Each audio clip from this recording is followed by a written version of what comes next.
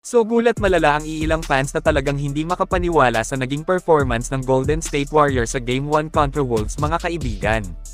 Kung saan inakala po ng marami na makakomeback ng Minnesota Timberwolves ang Warriors sa second half kasi hindi na nga nakabalik si Stephen Curry sa laro dahil sa left hamstring strain injury.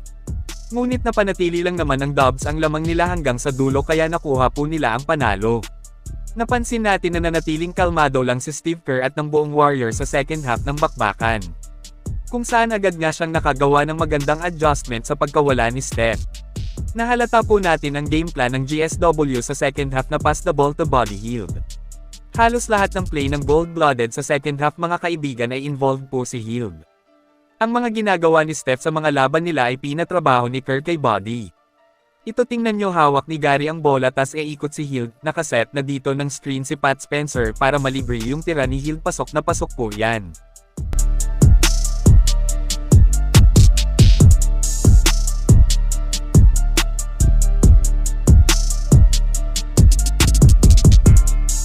Dito naman tingnan nyo ng mabuti mga kaibigan napakalinas nilang na-execute ang play na ito na palagi nating nakikita kay Curry.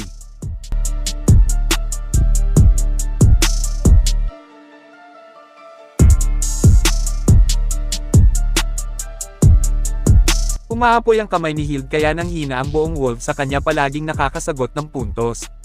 Ibang klase si Steve Kerr veteranong-veterano talaga sa playoffs. Madalas pa nilang gagawin ito sa Game 2 na sure ball hindi pa makakapaglaro si Curry.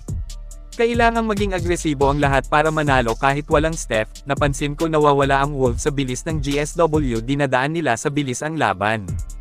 Ito panoorin po natin ang ginawa ni Buddy Hield sa Game 1 bakbakan kontra Wolves.